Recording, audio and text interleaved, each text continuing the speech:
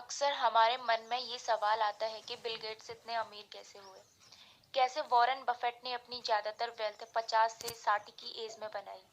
क्या इन लोगों ने इसके लिए मेहनत की या फिर ये लोग सिर्फ लकी थे। और अमीर बनने के लिए हमें क्या करना होगा।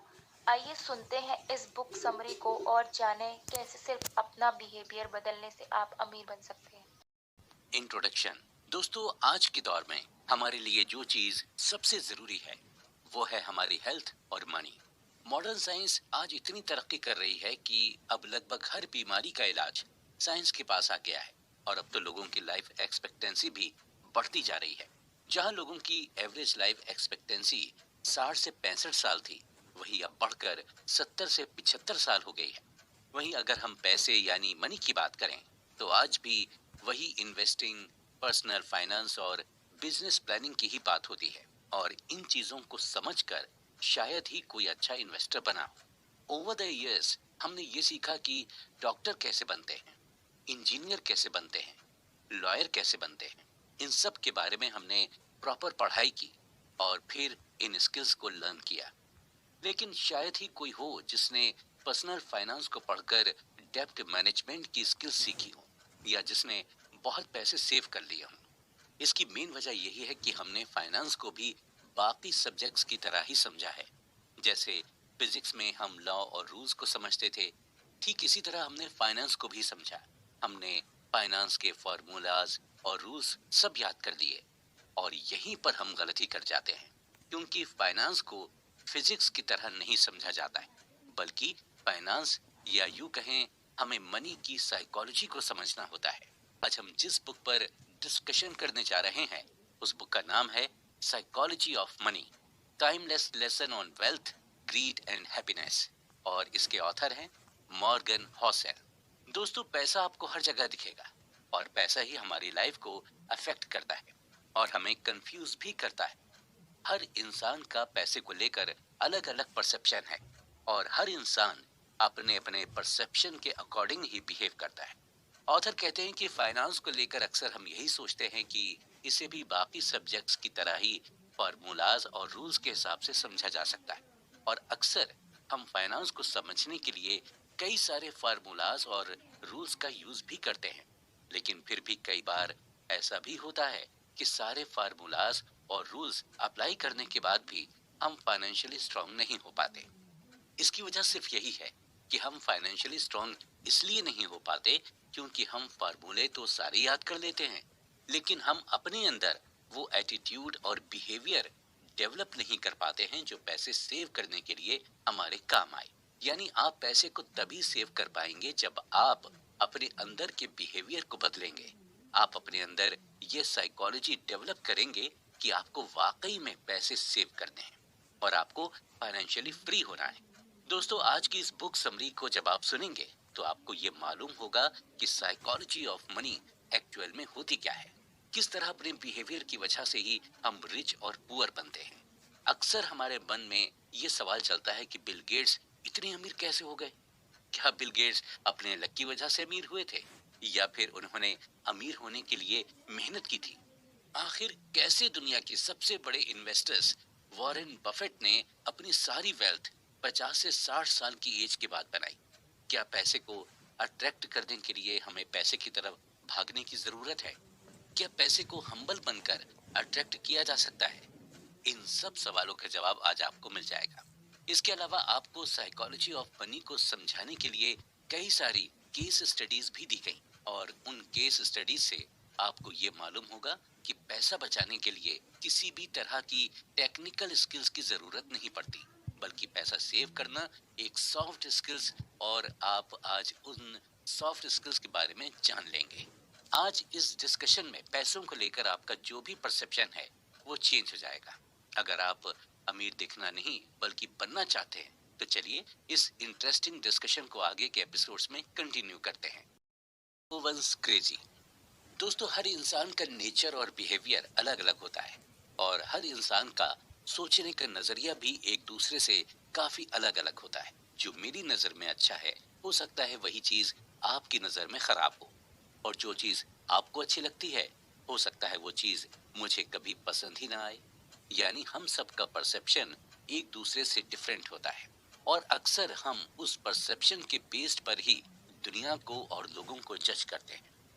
इसके अलावा लोगों के साथ अलग अलग एक्सपीरियंस भी होते हैं और उस बेसिस पर भी हम किसी पर्टिकुलर चीज के लिए अपना परसेप्शन बना लेते हैं। जिस तरह से अलग अलग चीजों को लेकर लोगों के परसेप्शंस होते हैं, ठीक पैसों को लेकर भी लोगों का अलग अलग परसेप्शन होता है। एक पुअर इंसान को महीने के 10,000 रुपए भी मिल जाएं तो उसके लिए वही बहुत बड़ी चीज होगी।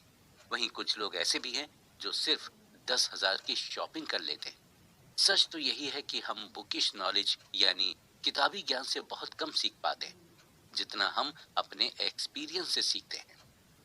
एक इंसान जिसका स्टॉक मार्केट में काफी लॉस हुआ, वही इस लॉस को एक्सपीरियंस कर सकता है और उस एक्सपीरियंस से ही वो सीख सकता है। इसी के रिगार्डिंग इकोनॉमिस्ट माइकल बेटनिक का कहना है कि लाइफ के लेसन को समझने से पहले उन्हें एक्सपीरियंस किया जाता है।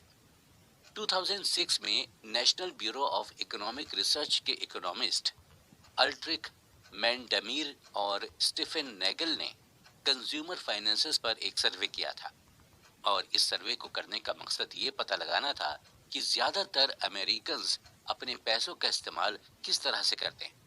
थ्योरेटिकली लोगों को यही लग रहा था कि इस सर्वे में यही कंक्लूजन सामने आएगा कि ज्यादातर अमेरिकन्स अपने इन्वेस्टमेंट को अपने फाइनेंशियल गोल के हिसाब से प्लान करते हैं और जो भी इन्वेस्टमेंट ऑप्शन उनके सामने अवेलेबल है उसी हिसाब से वो इन्वेस्टमेंट करते हैं।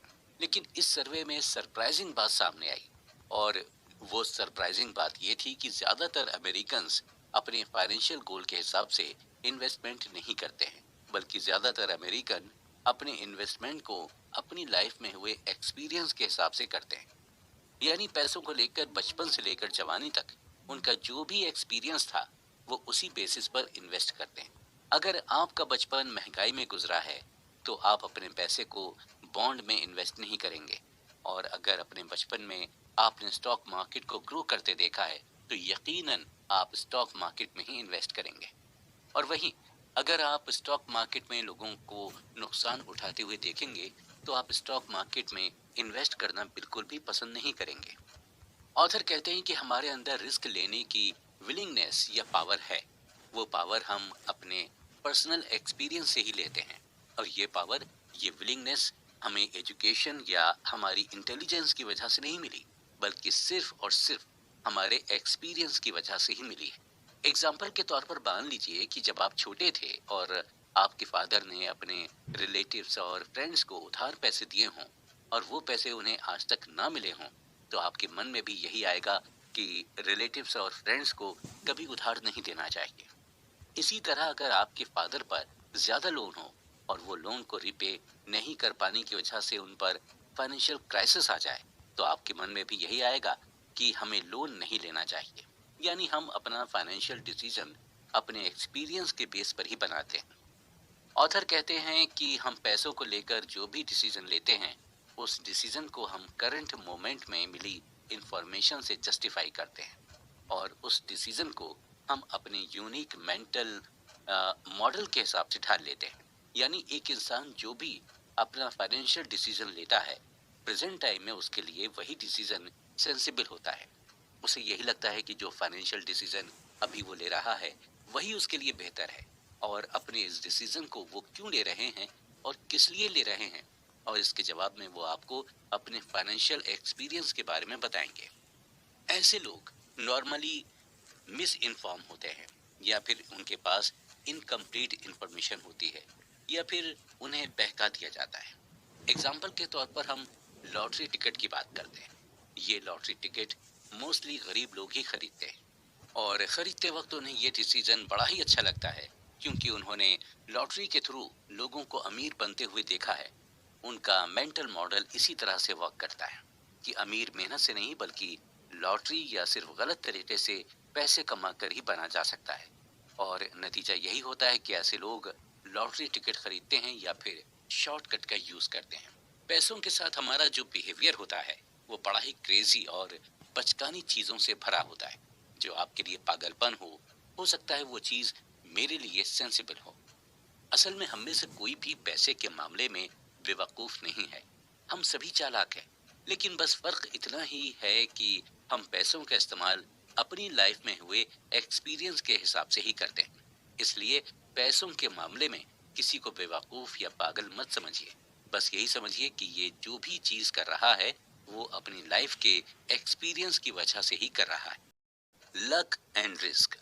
बिल गेट्स किसी भी इंट्रोडक्शन के मोहताज नहीं है। दुनिया के सबसे अमीर में से एक बिल गेट्स को लगभग सभी जानते हैं। अक्सर हमारे दिमाग में ये सवाल उठता है कि आखिर बिल गेट्स इतने अमीर हुए कैसे। इसे हम बिल गेट्स की कहानी से ही समझते हैं। बिल गेट्स 28 अक्टूबर 1955 में सीटल वॉशिंगटन में बॉर्न हुए थे और बचपन से ही इनका इंटरेस्ट टेक्नोलॉजी की तरफ था। और जब ये 13 साल के हुए तो इनका एडमिशन लेक साइड स्कूल में करा दिया गया था। लेक साइड स्कूल पूरे सीटल में इकलौता स्कूल था जहां पर कंप्यूटर था। यहाँ तक कि सीटल की बड़ी बड़ी यूनिवर्सिटीज और कॉलेजेस में भी कंप्यूटर नहीं था। लेक साइड स्कूल में ही बिल गेट्स की दोस्ती पॉल एलन के साथ हो गई थी, जो बाद में बिल गेट्स के साथ माइक्रोसॉफ्ट के को फाउंडर बने। शुरुआती दौर में कंप्यूटर बच्चों के कोर्स का हिस्सा नहीं हुआ करता था, बल्कि इसे एज अ को करिकुलम एक्टिविटी के तौर पर लिया जाता। बिल गेट्स और पॉल एलन दोनों को ही कंप्यूटर में जबरदस्त इंटरेस्ट था और ये दोनों ही अपना खाली टाइम कंप्यूटर के सामने बैठकर बिताते थे और धीरे धीरे करके दोनों ही कंप्यूटर में एक्सपर्ट होते चले गए।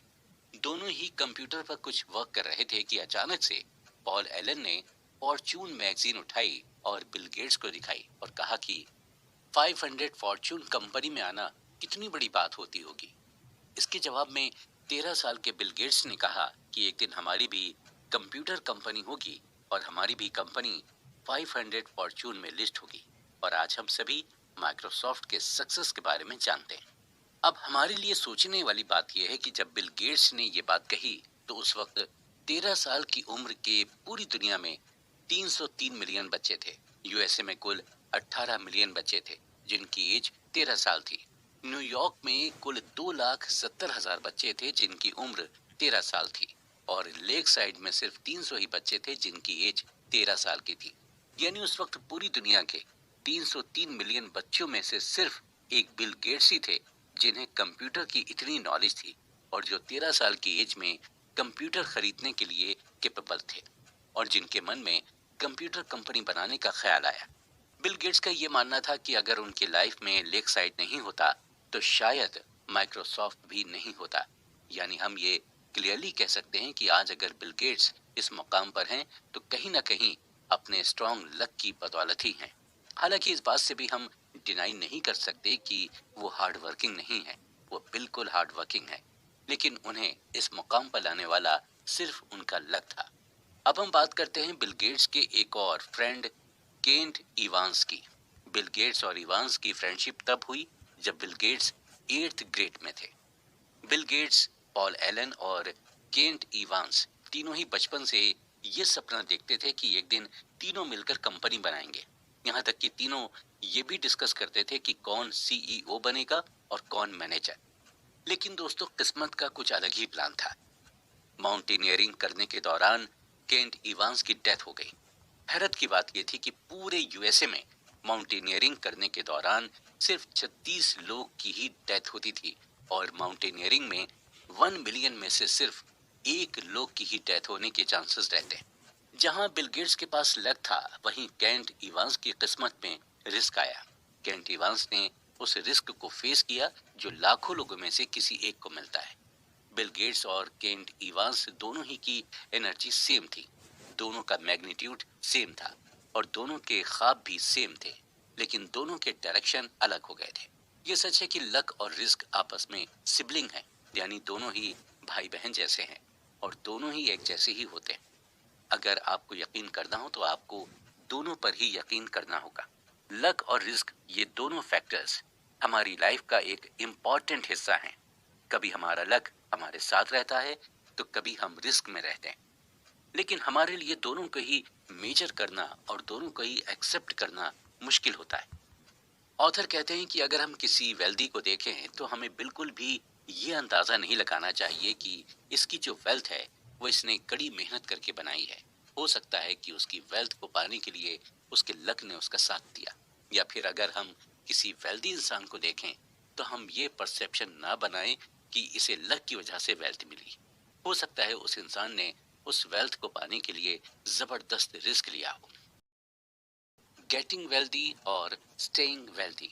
दोस्तों, आज के दौर में अगर देखा जाए तो पैसा कमाना सबसे आसान है। आप इस डिजिटल एरा में सोशल मीडिया के थ्रू पैसे कमा सकते हैं। आप अपना यूट्यूब चैनल बनाकर पैसे कमा सकते हैं। इंस्टाग्राम या फेसबुक पर पोस्ट अपलोड करके पैसे कमा सकते हैं। या फिर अमेजोन या शॉपिंग ऐप पर प्रोडक्ट बेचकर पैसे कमा सकते हैं। यानी आज के इस टाइम में पैसे कमाने के ऑप्शंस बहुत सारे हैं। जितना आज के दौर में पैसा कमाना आसान है, उतना ही इसे बचाना मुश्किल है। वेल्दी होना कोई बहुत बड़ी बात नहीं है, लेकिन वेल्दी बने रहना बहुत ही डिफिकल्ट है। चलिए इस बात को हम एक केस स्टडी के थ्रू डीपली समझते हैं। जेस लिवरमोर, जिनका जन्म 1877 में हुआ था, इन्हें अपने दौर का ग्रेटेस्ट इन्वेस्टर माना जाता था और ये उस टाइम प्रोफेशनल इन्वेस्टर बन गए थे जब इन्वेस्टिंग के बारे में कोई ज्यादा जानता तक नहीं था। सिर्फ 30 साल की उम्र में ही लिवरमोर ने $100 मिलियन की नेटवर्थ बना ली थी। 1929 के दौरान लिवरमोर स्टॉक मार्केट की दुनिया में जाना पहचाना नाम बन गए थे और उसी दौरान स्टॉक मार्केट भी बुरी तरह से क्रैश हो गई थी, जिसकी वजह से इकोनॉमी डिप्रेशन में चली गई थी। अक्टूबर 1929 तक स्टॉक मार्केट की हालत और खराब हो गई। ज्यादातर इन्वेस्टर्स और स्पेकुलेटर्स जबरदस्त फाइनेंशियल लॉस में आ गए थे और जिसकी वजह से कई इन्वेस्टर्स और स्पेकुलेटर्स सुसाइड करने लगे थे। लिवरमोर की वाइफ डोरा दी इन्वेस्टर्स के सुसाइड करने के इंसिडेंट से काफी परेशान थी और एक दिन लिवरमोर घर काफी देर में पहुंचे। घर देर में पहुंचने की वजह से लिवरमोर की वाइफ डोराथी काफी परेशान हो गई थी, लेकिन लिवरमोर को देखकर उन्हें सुकून मिला और उन्होंने लिवरमोर को अपने परेशान होने की वजह बताई। तो उन्होंने उन्हें बताया कि इस स्टॉक मार्केट के क्रैश में उन्हें बहुत फायदा पहुंचा है और लिवरमोर ने सिर्फ एक ही दिन में कई मिलियन डॉलर कमा लिए थे। लिवरमोर ने वाइफ डोराथी से ये भी कहा कि हम वेल्दी ही रहेंगे हमेशा, परेशान होने की कोई जरूरत नहीं है। तो जहां लिवरमोर की फैमिली खुश थी, वहीं एक और फैमिली जो उस दिन खुश नहीं थी, अब्राहम जर्मेंस्की की फैमिली। अब्राहम एक multi millionaires real estate developer थे जिन्होंने 1920 की इकोनॉमी के बढ़ने के दौरान रियल एस्टेट के थ्रू जमकर पैसे कमाए थे और उसी दौरान स्टॉक मार्केट भी काफी बूम पर थी और इसी का फायदा उठाते हुए स्टॉक मार्केट से भी काफी सारे पैसे कमाए थे।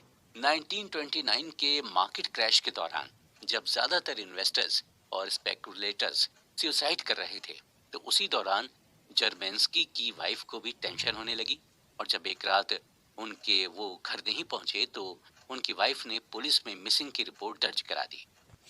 अगले दिन इन्वेस्टिगेशन में पता चला कि जर्मेंस्की ने भी बाकी इन्वेस्टर्स की ही तरह सुसाइड कर ली है।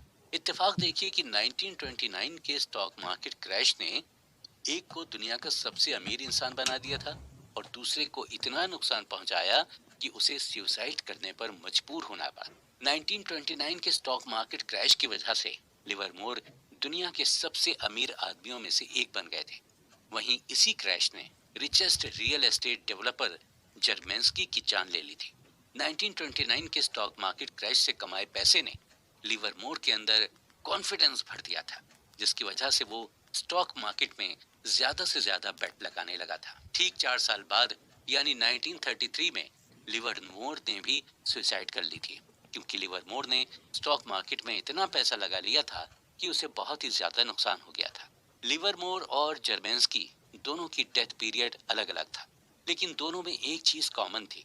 दोनों थे वेल्दी, लेकिन वेल्दी बनकर रह नहीं पाए। यानी दोनों ने ही पैसे कमाए लेकिन पैसे को बचा नहीं पाए। ऑथर कहते हैं कि पैसे कमाने के लिए आपको रिस्क लेना होता है, आपको होपफुल और ऑप्टिमिस्टिक होना पड़ता है और पैसे कमाने के लिए आपको अपने कंफर्ट जोन से बाहर निकलना होता है। लेकिन कमाए हुए पैसे को बचाने के लिए आपको रिस्क से बचना होता है, अपने अंदर ह्यूमिलिटी रखनी होती है। इसके अलावा आपके अंदर डर भी होना चाहिए। आपके अंदर ये डर होना चाहिए कि आपने इतनी मेहनत करके जो पैसे कमाए हैं वो कभी भी खत्म हो सकते हैं। आपको कभी भी नुकसान हो सकता है। ज्यादातर वेल्दी लोग इसी माइंडसेट के साथ चलते हैं और शायद इसलिए जितने भी वेल्दी लोग हैं वो बिल्कुल सिंपल लाइफ जीते हैं और अपने पैसे को बिल्कुल सोच समझ कर खर्च करते हैं। वेंचर कैपिटल फर्म सेक्वोइया कैपिटल के हेड माइकल मोडिट से जब पूछा गया कि वो अभी तक मार्केट में किस तरह से बने हुए हैं, उनकी कंपनी का अभी तक मार्केट में लगातार टिके रहने का रीजन क्या है, इसका जवाब देते हुए माइकल ने कहा कि डर डर की वजह से ही वो आज सेक्वा कैपिटल अभी तक टिकी हुई है। मोरिट्स का ये मानना है कि उन्हें ये डर रहता है कि अगर आज उन्होंने पैसे कमाए तो जरूरी नहीं है कि कल भी उसी तरह वो पैसे कमा पाएंगे। अगर आज उनके साथ चीजें अच्छी हो रही हैं तो जरूरी नहीं है कि कल भी सब चीजें उनके साथ अच्छी ही हों। यानी हम ये भी कह सकते हैं कि हमारे अंदर अगर सर्वाइवल का डर नहीं होगा तो शायद हम ज्यादा दिनों तक वेल्दी नहीं रह पाएंगे। ऑथर के हिसाब से वेल्दी बने रहने के लिए हमें अपने अंदर सर्वाइवल माइंडसेट रखना होगा और इसे आप 3 तरीके से देख सकते हैं। पहला यह है कि आपको ये सोचना होगा कि आप फाइनेंशियली अनब्रेकेबल हैं। अगर आप फाइनेंशियली अनब्रेकेबल हैं तो आपको हमेशा बड़ा रिटर्न मिलेगा और आपको बड़ा रिटर्न तभी मिल पाएगा जब आप लॉन्ग टर्म के लिए सरवाइव कर पाएंगे। दूसरा यह है कि आपको प्लानिंग बनाकर चलना होगा। जी हाँ, सर्वाइवल माइंडसेट रखने के लिए प्लानिंग करना बेहद जरूरी है। एक प्लान तभी यूजफुल होगा जब ये रियलिटी सरवाइव कर जाए। तीसरा यह है कि आपको ऑप्टिमिस्टिक पर्सनैलिटी रखनी होगी। जब आप ऑप्टिमिस्टिक पर्सनैलिटी रखते हैं तो आपके अंदर सर्वाइवल माइंडसेट आने लगता है। ऑप्टिमिस्टिक होने पर आपके अंदर बिलीफ भी आता है कि आप कैसी भी सिचुएशन में सरवाइव कर लेंगे। हमेशा ये ध्यान रखें कि पैसा कमाना मुश्किल नहीं है, बल्कि उस पैसे को बचाए रखना मुश्किल है। इसलिए जब आप पैसे कमा लें तो आपको यही कोशिश करनी चाहिए कि उस पैसे को कैसे बचाएं और आप पैसे बचाकर ही पैसे को अपनी ओर तेजी से अट्रैक्ट कर सकते हैं। Founding compounding. दोस्तों, एग्जाम से पहले एक रात पढ़ाई करके आप अच्छे नंबरों से पास हो सकते हैं, लेकिन टॉपर बनने के लिए आपको लगातार रोजाना पढ़ाई करनी होती है। आप सिर्फ एक दिन पढ़कर टॉप नहीं कर सकते। अगर आपको कोई कंपटीशन एग्जाम बीट करना हो तो उसके लिए एक ही दिन की पढ़ाई काफी नहीं होती, बल्कि आपको हर दिन थोड़ा थोड़ा पढ़ना होता है। तभी जाकर आप कंपटीशन बीट कर पाते हैं। ठीक इसी तरह का कॉन्सेप्ट पैसे के साथ भी। पैसा उसी को अपनी तरफ खींचता है जो उसके पीछे लगातार कंसिस्टेंसी के साथ मेहनत करता जाता है। अगर आपको सही मायने में वेल्दी होना है तो आपको रोजाना पैसे कमाने के लिए मेहनत करनी होगी। अक्सर लोग जल्दी से अमीर बनने की सोचते हैं और जल्दी पैसे कमाने के चक्कर में वो लोग गलत तरीकों का इस्तेमाल करने लगते हैं और नतीजा ये होता है कि जितनी तेजी से वो पैसा कमाते हैं उतनी ही तेजी से उनका पैसा चला भी जाता है। उन्हें पैसे की साइकोलॉजी पता नहीं होती। उन्हें ये नहीं मालूम होता कि पैसा उनसे अट्रैक्ट होता है जो उसे पाने के लिए हर दिन मेहनत करते जाते हैं। हम छोटी छोटी चीजों को करके ही बड़ी चीजों को पा सकते हैं और छोटी चीजें करके बड़ी चीज पाने को ही कंपाउंडिंग कहते हैं। इस बात को ऑथर हमें एग्जाम्पल देकर समझाते हैं कि अगर आपका अपना वजन कम करना चाहते हैं तो आपका वजन एक ही दिन में कम नहीं हो जाएगा। आपको अपने वजन को कम करने के लिए डेली जिम जाना होगा और डेली एक्सरसाइज करनी होगी। जब आप डेली ये सभी प्रोसेस करेंगे तभी आपका वजन कम हो पाएगा। इस बात को सही तरह से समझने के लिए हम वॉरेन बफेट का एग्जाम्पल लेते हैं। वॉरेन बफेट के ऊपर लगभग 2000 किताबें लिखी जा चुकी हैं। ज्यादातर लोग यही कहते हैं कि वॉरेन बफेट दुनिया के सबसे अच्छे इन्वेस्टर्स में से एक हैं। नो डाउट, इस बात पर किसी को कोई शक नहीं है, लेकिन कुछ ही राइटर्स ऐसे हैं जो ये मेंशन करते हैं कि वॉरेन बफेट ने इन्वेस्टिंग की शुरुआत कब से की थी। बहुत कम ही लोग जानते हैं कि वॉरेन बफेट जब लगभग 10 साल के थे तभी से उन्होंने इन्वेस्टिंग की शुरुआत कर दी थी। अभी फिलहाल वॉरेन बफेट की नेटवर्थ 85 बिलियन डॉलर के आसपास है और इस 85 बिलियन डॉलर्स में से 84.5 बिलियन डॉलर उन्होंने तब कमाए थे जब उनकी उम्र 50 साल के पार हो गई थी और 81.5 बिलियन डॉलर उन्होंने तब कमाए जब वो अपने मिड 60s में थे। यानी 40 साल तक उनकी कमाई कोई खास नहीं थी, लेकिन वो लगातार इन्वेस्टमेंट करते चले गए। 40 साल की मेहनत का नतीजा उन्हें तब मिला जब उनकी एज 50 से ज्यादा हो गई थी। यानी वॉरेन बफेट की कमाई कंपाउंडिंग प्रोसेस के थ्रू हुई। अक्सर हमारे साथ यही होता है कि हम शुरू शुरू में बड़े ही जोश खरोश के साथ मेहनत करते हैं, लेकिन जब हमें इसका रिजल्ट तुरंत नहीं मिलता तो हम हिम्मत हारने लगते हैं। ठीक इसी तरह जब हम अपने पैसे को शेयर मार्केट में इन्वेस्ट करते हैं और कुछ दिनों के बाद जब हमें इन्वेस्ट किए हुए पैसे में प्रॉफिट नहीं दिखाई देता तो हम इम्पेशेंट होकर उस शेयर को कम दाम में बेच देते हैं। ऑथर बताते हैं कि कंपाउंडिंग को आप इफेक्टिव तरीके से कर सकते हैं जब आपके अंदर पेशेंस होगा। इसी तरह जब हम बिजनेस की शुरुआत करते हैं और उस बिजनेस की शुरुआत में हमें प्रॉफिट नहीं होता तो हम बेचैन यानी रेस्टलेस होने लगते हैं और नतीजतन उस बिजनेस को हम बंद कर देते हैं। वॉरेन बफेट रिचेस्ट इन्वेस्टर जरूर हैं, लेकिन उन्हें ग्रेटेस्ट इन्वेस्टर नहीं माना जाता। जिम साइमंस ने 1988 से 66% एनुअली अपनी इनकम को कंपाउंड किया है, जबकि वॉरेन बफेट ने 22% एनुअली अपने पैसे को कंपाउंड किया है। सरप्राइजिंगली साइमन की नेटवर्थ 21 बिलियन डॉलर है और जबकि वॉरेन बफेट की 85 बिलियन डॉलर है, यानी बफेट 75% ज्यादा वेल्दी हैं साइमन से। जब साइमन इतने अच्छे इन्वेस्टर हैं तो इनकी नेटवर्थ वॉरेन बफेट से इतनी कम क्यों है? इसका सिंपल सा आंसर ये है कि साइमन ने इन्वेस्टिंग की शुरुआत 50 की उम्र से की थी, यानी बफेट के 40 साल बाद। अगर उन्होंने भी बफेट की तरह 10 साल की उम्र से इन्वेस्टिंग की शुरुआत की होती तो आप सोच ही नहीं सकते हैं कि इस वक्त उनकी करंट नेटवर्थ क्या हो सकती। बफेट और साइमन की नेटवर्थ का डिफरेंस आगे भी शायद ऐसा ही रहे। अगर मैं आपसे ये कहूं कि आप 9+9+9+9 यानी 9 को 8 टाइम ऐड करें तो आप इसे फौरन ऐड करके इसका आंसर 72 बता देंगे।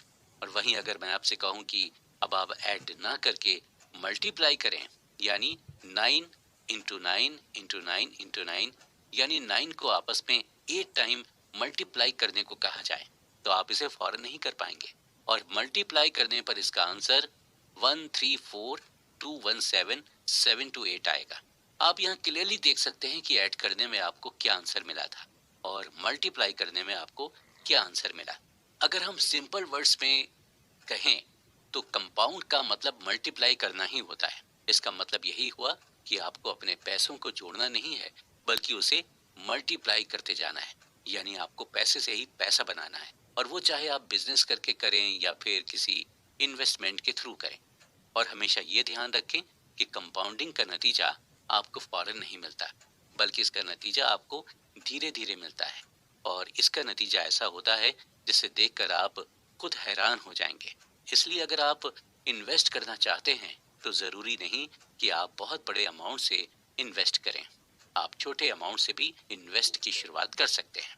एट लास्ट हम ये कहेंगे कि अगर आप अपनी तरफ पैसों को खींचना चाहते हैं तो आपको अपने अंदर पेशेंस डेवलप करना होगा और पैसे के लिए कंसिस्टेंट हार्ड वर्क करना होगा और पैसे को कंपाउंड करते रहना होगा, क्योंकि तभी आप पैसे को जीत पाएंगे, यानी तभी आप वेल्दी बन पाएंगे। फ्रीडम फ्रीडम का यही मतलब होता है कि आप कोई भी चीज अपने मन के हिसाब से कर सकें, वो भी बिना किसी की रोक टोक के। और जब आप वेल्दी होते हैं तो आपको फाइनेंशियल फ्रीडम मिलती है। आपको ये आजादी मिलती है कि आप अपने पैसों का कुछ भी कर सकते हैं और जब आपको फाइनेंशियल फ्रीडम मिल जाती है तो आपको हैप्पीनेस भी मिलती है। देखा जाए तो लोग फाइनेंशियल फ्रीडम को इसलिए चुनते हैं ताकि वो अपनी लाइफ में खुश रह सके। ऑथर कहते हैं कि हैप्पीनेस एक कॉम्प्लिकेटेड सब्जेक्ट और हर इंसान के लिए हैप्पीनेस की डेफिनेशन अलग अलग होती है। एक छोटे बच्चे को भी देखकर हमें खुशी मिल जाती है और अपने चहेते फिल्म स्टार को लाइव देखकर भी हमें खुशी मिल जाती है। लेकिन अगर हम हैप्पीनेस की कॉमन डेनोमिनेटर की बात करें तो हैप्पीनेस हमें तभी मिलती है जब हमारी लाइफ हमारे ही कंट्रोल में होती है। अपनी लाइफ में हम जब भी कर रहे होते हैं उसका कंट्रोल जब हमारे हाथ में होता है तो हमें बहुत खुशी महसूस होती है। आप कितना भी ज्यादा पैसे क्यों ना कमा लें, लेकिन अगर आपकी लाइफ आपके अपने कंट्रोल में नहीं है तो आप खुश नहीं हो सकते। वहीं अगर आप कुछ भी ना कमा रहे हों लेकिन अगर आपकी लाइफ आपके कंट्रोल में है तो आप डेफिनेटली खुश हैं। ऑथर कहते हैं कि अक्सर लोग यही चाहते हैं कि उनकी लाइफ कंट्रोल में रहे और जब कोई उनसे किसी काम को करने के लिए कहता है तो उन्हें यही लगता है कि उन्हें डिसएम्पावर्ड किया जा रहा है या डोमिनेट किया जा रहा है। उन्हें ये लगता है कि सामने वाला अपनी चॉइस उन पर थोप रहा है, जबकि इंसान के पास खुद ये चॉइस रहती है कि वो दूसरे की चॉइस को हाँ कहे या फिर ना कहे, या फिर सिंपली वही करे जैसा उनसे कहा जाए। जब हम चॉइसेस के इस खेल में फंस जाते हैं तो हमें ये रियलाइज होने लगता है कि फ्रीडम होना कितना जरूरी है, स्पेशली फाइनेंशियल फ्रीडम, क्योंकि ये आपको चॉइस देती है कि आप अपने टाइम और अपने पैसे से कुछ भी कर सकते हैं। सक्सेसफुल एंटरप्रेन्योर डेरेक साइवर्स से जब उनके एक फ्रेंड ने यह पूछा कि वो इतने रिच कैसे हुए, तो इसके जवाब में वो अपनी कहानी सुनाते हुए कहते हैं कि अपना स्टार्टअप शुरू करने से पहले वो जॉब करते थे और उस जॉब में उन्हें $1800 की सैलरी मिलती थी और वो हर महीने अपनी सैलरी में से कुछ न कुछ सेव करते थे। 2 साल के अंदर उन्होंने $12,000 सेव कर लिए थे। जॉब करने के दौरान उनकी एज 22 साल थी, यानी 22 साल की एज में उन्होंने $12,000 सेव कर लिए थे। $12,000 सेव करने के बाद डेरेक ने अपनी जॉब से रिजाइन कर दिया और जॉब छोड़कर वो एक फुल टाइम म्यूजिशियन बन गए थे। डेरेक को हर महीने म्यूजिक का कोई ना कोई असाइनमेंट मिलने लगा था और असाइनमेंट से मिलने वाले पैसे से वो अपना खर्च चलाते थे। ओवरऑल डेरेक को अब पूरी तरह से फ्रीडम मिल गई थी। उनको किसी चीज की कोई रोक टोक नहीं थी और वो अब ऐसे काम से पैसा कमा रहे थे जिसे करके उन्हें बेहद खुशी मिलती थी। डेरेक के दोस्त ने आगे की कहानी पूछी कि फाइनली डेरेक तुम अमीर कब बने। आगे फिर उनके फ्रेंड ने उनकी कंपनी के बेचने का जिक्र करते हुआ कि डेरेक क्या तुम अपनी कंपनी बेचकर अमीर हुए थे। इसका जवाब डेरेक ने बड़ी खूबसूरती से देते हुए कहा था कि कंपनी बेचना तो सिर्फ पैसों का ट्रांजैक्शन था, असल में अमीर वो 22 साल की उम्र में बन गए थे जब वो फुल टाइम म्यूजिशियन बन गए थे। जानी यानी कि हम अमीर असल में तब होते हैं जब हम वो काम करते हैं जिसे करने में हमें मजा आता है और उस काम को करने में हमें पैसे भी मिलते रहते हैं।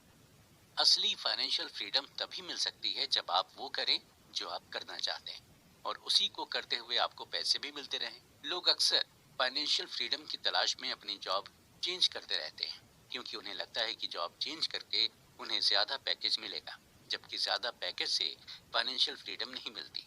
आपको फाइनेंशियल फ्रीडम तभी मिल पाएगी जब आपकी लाइफ आपके कंट्रोल में होगी। अब हम बात करते हैं man in the car paradox. जब आप किसी को महंगी कार चलाते हुए देखते हैं तो आप ये नहीं सोचते कि कार चलाने वाला इंसान कितना रिच होगा या उसने इस कार को खरीदने के लिए कितनी मेहनत की होगी, बल्कि आप यही सोचते हैं कि काश ऐसी ही महंगी कार हमारे पास भी होती। और ये एक पैराडॉक्स होता है। अक्सर लोग इसलिए वेल्दी होना चाहते हैं ताकि उन्हें लोग एडमायर कर सकें, लोग उन्हें पसंद करें। और ऐसे लोग इसलिए महंगे कपड़े, महंगी कार, महंगी घड़ियां खरीदते हैं ताकि वो दूसरों को इम्प्रेस कर सकें, दूसरे उन्हें एडमायर करें। बल्कि रियलिटी में दूसरे उनसे इम्प्रेस या एडमायर नहीं होते। उनके महंगे कपड़े, महंगी घड़ियां और महंगी कार देखकर दूसरे लोग अपने लिए एक बेंचमार्क तय कर लेते हैं कि उन्हें भी ऐसी ही घड़ी लेनी है, ऐसी ही महंगी कार लेनी है और ऐसे ही महंगे महंगे कपड़े पहनने हैं। और उनके अंदर भी सेम डिजायर होती है कि उनसे भी लोग इम्प्रेस हों और लोग उन्हें भी एडमायर करें। ये एक ह्यूमन टेंडेंसी है। इंसान हमेशा से चाहता है कि लोग उसे पसंद करें, उसे एडमायर करें, उसे ही लोग अपना रोल मॉडल माने। और इसके लिए ज्यादातर लोग पैसे का सहारा लेते हैं या फिर महंगी चीजों को फ्लॉन्ट करके दूसरों का दिल जीतने की कोशिश करते हैं। लेकिन उन्हें भी ये मालूम होता है कि दूसरे भी यही चाहते हैं। वो आपसे और आपकी चीजों से इम्प्रेस नहीं होते हैं, बल्कि उनकी खुद की पर्सनल डिजायर उन्हें आपसे बात करने के लिए मजबूर करती है। लोगों को पैसे से इम्प्रेस करने से बेहतर है आप उन्हें अपनी ह्यूमिलिटी, काइंडनेस और एम्पैथी से इम्प्रेस करें, क्योंकि इन चीजों से बनाया गया इम्प्रेशन लॉन्ग लास्टिंग होता है। आप कितने भी गरीब या अमीर हो जाएं, लेकिन अपने नेचर से आप लोगों को अपनी ओर खींच सकते हैं। Wealth is what you don't see. हम पैसे को तो अपनी आंखों से देख सकते हैं, लेकिन वेल्थ को नहीं। वेल्दी होना एक स्टेट ऑफ लिविंग है। जैसे आप हवा को नहीं देख सकते, ठीक उसी तरह आप वेल्थ को भी नहीं देख सकते। आपको ऐसे कई लोग मिल जाएंगे जो महंगी महंगी कार चलाएंगे, लेकिन महंगी कार होने पर भी वो इतने अमीर नहीं होते। वहीं आप ऐसे भी लोगों को देखेंगे जिनके पास नॉर्मल सी कार होगी, लेकिन एक्चुअल में वो बहुत अमीर होंगे। हालांकि ये भी हो सकता है कि अगर किसी के पास महंगी कार है तो वो एक्चुअल में वेल्दी हो सकता है, लेकिन उस महंगी कार की वजह से उसकी वेल्थ कम हो जाती है। ऑथर ने इस बात को हमें एग्जाम्पल देकर समझाया है कि अगर आपने 1 करोड़ की कार ली है तो इसका यही मतलब हुआ कि आपकी जो वेल्थ थी उससे आपके 1 करोड़ रुपए कम हो गए। मोस्टली जो वेल्दी होते हैं इसीलिए महंगी कार खरीदना अवॉइड करते हैं। हम अक्सर वेल्थ को देखकर ही जज करते हैं और हमें सामने वाला जैसा दिखता है हम उसी हिसाब से अपना परसेप्शन बना लेते हैं। अगर कोई महंगे ब्रांडेड कपड़े पहनता है तो हमें यही लगने लगता है कि सामने वाला वेल्दी है, लेकिन हमें पूरी रियलिटी नहीं पता होती। हो सकता है सामने वाले ने कपड़े तो महंगे पहने हैं, लेकिन उसके ऊपर लाखों करोड़ों का डेब्ट हो। मॉडर्न कैपिटलिज्म की वजह से आज लोग आसानी से खुद को वेल्दी दिखाते हैं, जबकि वो एक्चुअल में होते नहीं हैं। लोन लेकर आप भी महंगी कार ले सकते हैं, आलीशान घर बनवा सकते हैं या फिर महंगे कपड़े पहन सकते हैं। ये सब करना आसान है, लेकिन इन चीजों को मेंटेन करना आपके लिए मुश्किल हो जाएगा। महंगी कार लेंगे तो ईएमआई भी ज्यादा आएगी और फिर उसका मेंटेनेंस का बिल भी ज्यादा आएगा। यानी महंगी चीजें लेना आसान है, लेकिन उन्हें मेंटेन करना मुश्किल। और ये आप तभी कर पाएंगे जब आप वाकई में वेल्दी होंगे। इसी तरह सिंगर रिहाना ज्यादा खर्च करने के चक्कर में बैंकरप्ट हो गई थी, और जिसकी वजह से उन्होंने अपने फाइनेंशियल एडवाइजर को केस कर दिया था। कोर्ट में एडवाइजर ने रिहाना से यही कहा कि जब आप महंगी महंगी चीजें खरीदेंगी तो एंड में आपके पास सिर्फ महंगी चीजें ही बचेंगी, आपके पास पैसे नहीं बचेंगे। अक्सर जब कोई ये कहता है कि वो करोड़पति बनना चाहता है तो उसका यही मतलब होता है कि वो करोड़ों रुपए खर्च कर सके। हम रिच और वेल्दी होने में डिफरेंशिएट नहीं कर पाते। रिच आपकी करंट इनकम बताती है। अगर आज आपके अकाउंट में 1 करोड़ रुपए हैं तो आप अमीर हैं, लेकिन वहीं अगर सालों से आपके अकाउंट में करोड़ों रुपए आते और जाते रहे हों तो आप वेल्दी हैं। आज आप अमीर हैं, हो सकता है कल आप अमीर ना हो। आज आपके अकाउंट में करोड़ों रुपए हों, लेकिन हो सकता है कल ना हो। सही मायने में वेल्दी कभी हमें दिखाई नहीं दे सकती। वेल्थ एक ऐसी इनकम होती है जो आप कभी खर्च नहीं करते हैं। आज के दौर में हमें रिच इंसान तो मिल जाएगा, लेकिन वेल्दी इंसान नहीं मिलेगा, क्योंकि वेल्दी लोग बहुत ही लो प्रोफाइल तरीके से रहते हैं और ये ज्यादा सोसाइटी में लोगों के सामने खुलकर नहीं आते हैं, और इनके रहन सहन या ड्रेसिंग से आपको अंदाजा भी नहीं लग पाएगा कि ये रिच हैं। डीप डाउन अगर हम देखें तो हर इंसान वेल्दी ही बनना चाहता है। वो नहीं चाहता कि आज अगर उसके पास करोड़ों रुपए हों तो कल वो करोड़ों रुपए खत्म हो जाएं। इंसान यही चाहता है कि उसके पास करोड़ों रुपए हमेशा रहें और ये बढ़ते ही जाएं। इसके अलावा वो ये भी चाहता है कि उन्हें फ्रीडम और फ्लेक्सिबिलिटी मिले, और ये सभी चीजें आपको तभी मिलती हैं जब आपको ये मालूम होता है कि आपके पास फाइनेंशियल एसेट्स हैं जिसे आपने खर्च नहीं किया है। आप खुद सोचिए कि किस बात से आपको ज्यादा सेटिस्फेक्शन मिलता है, आपके अकाउंट्स में करोड़ों रुपए पड़े हों या फिर आपके अकाउंट से करोड़ों रुपए खर्च हो गए हों। जाहिर सी बात है आपको इस बात से ज्यादा सेटिस्फेक्शन मिलेगा कि आपके अकाउंट में करोड़ों रुपए हैं और ये रुपए ऐसे हैं जिन्हें आप खर्च नहीं करना चाहते। जब ये सोच आपके अंदर आ जाएगी तो आप खुद को वेल्दी समझिए, और जब ये सोच आपके अंदर आ जाती है तो आप सच में फ्री और फ्लेक्सिबल हो जाते हैं। हम इंसान आगे बढ़ने के लिए हमेशा एक रोल मॉडल की तलाश करते रहते हैं, और ऐसा करके ही हम आगे बढ़ भी सकते हैं। अगर आप एक अच्छे ऑथर बनना चाहते हैं तो पहले आपको अच्छे ऑथर को पढ़ना होगा। आप अच्छे एक्टर बनना चाहते हैं तो आपको अच्छे एक्टर की मूवीज देखनी होंगी। उसी तरह आपको अगर वेल्दी बनना है तो आपको एक वेल्दी इंसान को रोल मॉडल बनाना होगा। लेकिन हम ये अंदाजा नहीं लगा पाते हैं कि कौन वेल्दी है कौन नहीं, और हम किसी को बिना देखे या बिना जाने रोल मॉडल नहीं बना पाते। जरूरी नहीं है कि जो देखने में रिच है वो वाकई में रिच हो सकता है वो उतना रिच नहीं हो जितना आप समझते हैं, और जो आपकी नजर में गरीब दिख रहा है हो सकता है वो वेल्दी हो। इसलिए किसी को क्विकली जज ना करें, स्पेशली किसी को उसकी हैसियत से तो बिल्कुल भी जज नहीं करें। Nothings free. अक्सर हम टीवी पर ऐड देखते हैं कि एक प्रोडक्ट खरीदने पर आपको दूसरा प्रोडक्ट बिल्कुल फ्री में मिलेगा, और आप जब ये प्रोडक्ट का ऐड देखते हैं तो आप फ्री के चक्कर में उस प्रोडक्ट को खरीद लेते हैं। लेकिन असल में मार्केट में कुछ भी फ्री नहीं मिलता। आप जिस प्रोडक्ट को फ्री समझते हैं उसका दाम आप कहीं ना कहीं पहले ही दे चुके होते हैं। ऑथर कहते हैं कि हमें कई चीजों की ऑब्वियस प्राइस तब तक नहीं पता होती जब तक हम उस चीज को खरीद नहीं लेते या उस चीज का एक्सपीरियंस नहीं ले लेते। एग्जाम्पल के तौर पर आपको एक मूवी पैसा वसूल तभी लगती है जब तक आप उसे देख नहीं लेते और जब तक आप उसका एक्सपीरियंस नहीं कर लेते। मूवी अगर अच्छी है तो पैसा वसूल, और अगर बुरी है तो पैसे वेस्ट। और दोनों ही एक्सपीरियंस को पाने के लिए सबसे पहले आपको मूवी का टिकट लेना पड़ता है। हमें अक्सर दूसरों की जॉब इजी लगती है और हमें यही लगता है कि इसकी जॉब तो बड़ी आसान है, काश इसकी जॉब मैं कर पाता। लेकिन एक्चुअल में उस जॉब को करने में क्या क्या स्ट्रगल्स हैं, ये वही देख पाता है जो उसे कर रहा होता है। हमें दूसरों की जॉब इसलिए अच्छी लगती है क्योंकि उसके स्ट्रगल्स हमारे लिए इनविजिबल होते हैं। हमारे लिए कई ऐसी चीजें हैं जो प्रैक्टिस के दौरान हमें टफ लगती हैं लेकिन थ्योरी में आसान होती हैं। ऐसा इसलिए होता है क्योंकि हम ओवर कॉन्फिडेंट होते हैं। ऐसा इसलिए भी होता है क्योंकि हम सक्सेस की क्या कीमत होगी इसे आइडेंटिफाई नहीं कर पाते। और जब सक्सेस पाने की हमें कीमत ही नहीं पता होती तो हम सक्सेस के लिए पे भी नहीं कर पाते और इसलिए हम सक्सेस भी नहीं हो पाते। सक्सेस पाने के लिए हमें एक कीमत देनी होती है। ठीक इसी तरह एक सक्सेसफुल इन्वेस्टिंग के लिए भी हमें प्राइस पे करना पड़ता है। लेकिन ये प्राइस हमें डॉलर, रुपीस या फिर पाउंड में नहीं पे करना पड़ता, बल्कि ये प्राइस हमें fear, volatility, doubt, uncertainty, regret के फॉर्म में पे करना होता है। और इन प्राइसेस को हम ओवरलुक भी नहीं कर सकते क्योंकि हम इन प्राइसेस को रियल टाइम में फील करते हैं। यानी जब हमें डर लगता है तो हम अपने डर को फील कर सकते हैं। जब हमें रिग्रेट होता है हम वो भी फील कर सकते हैं। ऑथर कहते हैं कि अगर आपको अपने लिए कार लेनी हो और आपके सामने 3 ऑप्शंस रखे जाएं तो आप उन तीनों में से कौन सा ऑप्शन चुनेंगे? पहला ऑप्शन यह है कि कार आपको 5 लाख में मिल रही है। दूसरा ऑप्शन यह है कि कार आपको सेकंड हैंड मिल रही है 3 लाख में। और तीसरा ऑप्शन यह है कि आप कार चुरा लें।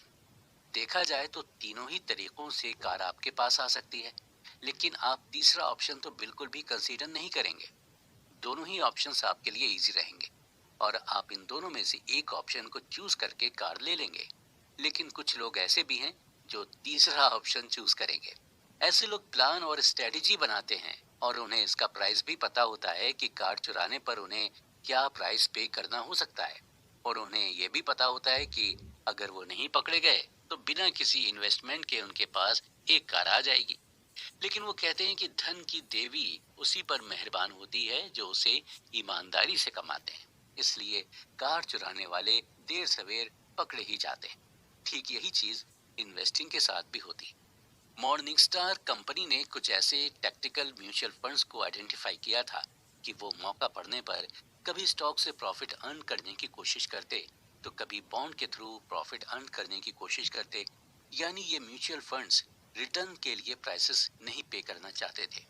मॉर्निंग स्टार की रिपोर्ट की माने तो 2007 के रिसेशन के बाद टोटल 112 टैक्टिकल म्यूचुअल फंड थे, जिनमें से सिर्फ 9 ने ही बेटर रिस्क एडजस्टेड रिटर्न दिया था। बाकी म्यूचुअल फंड 60-40 स्टॉक फंड के बीच में ही फंसे रहे। अक्सर हमारे मन में ये सवाल आता है कि जो लोग बड़ी बड़ी कारें, बड़े बड़े घर खरीदने के लिए कोई भी प्राइस पे करने को तैयार रहते हैं, वो लोग जब इन्वेस्टिंग करते हैं तो इतना घबराते क्यों नहीं है या इतना ज्यादा प्राइसेस पे करने को तैयार क्यों नहीं रहते हैं? इसका यही जवाब है कि इन्वेस्टिंग में आपको रिजल्ट्स फौरन नहीं मिलता है। आपको वेट करना होता है। आप इन्वेस्टिंग के प्राइस टैग को फौरन नहीं देख पाते, जबकि कार और घर लेना इन्वेस्टिंग के कंपैरिजन में लेस टाइम टेकिंग प्रोसीजर है। जब आपके पास यूटिलिटी बिल आता है तो आप खुश नहीं होते हैं। आपको बिल सजा की तरह लगने लगता है। आप हैवी मन से बिल भरते हैं, आपको ये फाइन की तरह लगता है। जनरली हम फीस देने से नहीं घबराते हैं, बल्कि हमें फाइन देने में परेशानी होती है। ठीक इसी तरह अगर हम मार्केट वॉलेटिलिटी को फाइन की तरह न लेकर फीस की तरह लेंगे तो हमारे अंदर एक ऐसा माइंडसेट डेवलप हो जाएगा जहां पर हम इन्वेस्टमेंट में गेन करने लगेंगे। हमेशा ये ध्यान रखें कि मार्केट रिटर्न्स कभी भी फ्री नहीं होते हैं। जिस तरह बाकी प्रोडक्ट्स के लिए आप पे करते हैं, ठीक उसी तरह आपको इसके लिए भी पे करना होगा। हालांकि आपको इसके लिए फोर्स नहीं किया जा सकता है, लेकिन आपको मिलेगा वही जितना आप इसके लिए पे करेंगे। आप फ्री में यूज करना चाहेंगे तो आपको बिल्कुल भी कुछ नहीं मिलेगा। आपकी हालत उस चोर की तरह होगी जिसने कार को पाने के लिए उसे चुरा लिया था। इन्वेस्ट करने की फीस को फाइन की तरह मत लीजिए। अगर आप उसे फाइन की तरह लेंगे तो आप इन्वेस्टिंग को एंजॉय नहीं कर पाएंगे। हमेशा ये ध्यान रखिए कि धन की देवी उसी से खुश होती हैं जो उस धन को कमाने के लिए प्राइस पे कर सके। अगर आप भी वेल्दी बनना चाहते हैं तो आपको उसके लिए प्राइस तो पे करना होगा, और उस प्राइस को आप वेल्दी बनने की फीस समझकर दीजिएगा। Reasonable, rational, surprise. हम इंसान एक ऐसे क्रिएचर हैं जो इमोशनल होकर भी सोचते हैं और जो प्रैक्टिकल या रैशनल होकर भी सोचता है। फाइनेंशियल डिसीजन लेते वक्त हमें बहुत ज्यादा रैशनल होकर नहीं सोचना होता है, बल्कि हमें रीजनेबल होकर सोचना पड़ता है। हमें अपना फाइनेंशियल डिसीजन लेने का रीजन ढूंढना पड़ता था। किसी चीज के लिए रीजनेबल होना ज्यादा रियलिस्टिक होता है, और बात जब पैसे की होती है तो हमें रियलिस्टिक होना पड़ता है। रीजनेबल और रैशनल को डीपली समझने के लिए हम एक ऐसे जूलियस वैगनर का एग्जांपल लेते हैं। जूलियस वैगनर 19th सेंचुरी के साइकेट्रिस्ट थे जिन्होंने मलेरिया से सिफिलिस जैसी बीमारी का इलाज किया था, और इनके अंदर दो स्किल्स थी। पहली ये कि ये चीजों के पैटर्न को बहुत अच्छी तरह से समझ जाते थे, और दूसरी ये कि जो लोगों की नजर में पागलपन होता था वो पागलपन उन्हें बहादुरी लगती थी। और इन दोनों ही स्किल्स को जूलियस वैगनर ने न्यूरोसिफिलिस पेशेंट पर आजमाया था। जूलियस ने ये पैटर्न नोटिस किया कि जब सिफिलिस पेशेंट को फीवर होता है तो वो जल्दी रिकवर करने लग जाता है। जूलियस वैगनर ने यह अज्यूम किया कि फीवर इन्फेक्शन से फाइट करने में बॉडी की हेल्प होती है, और ये चीज डॉक्टर समझ नहीं पा रहे थे।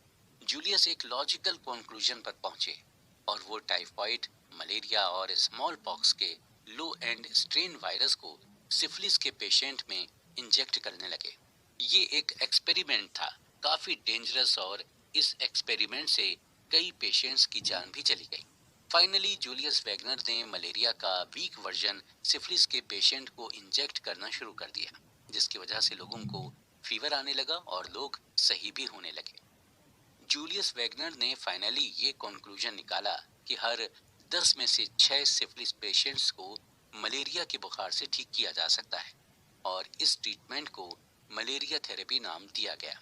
जूलियस वैगनर को इस रिसर्च के लिए 1927 में मेडिसिन की फील्ड में नोबेल प्राइज मिला।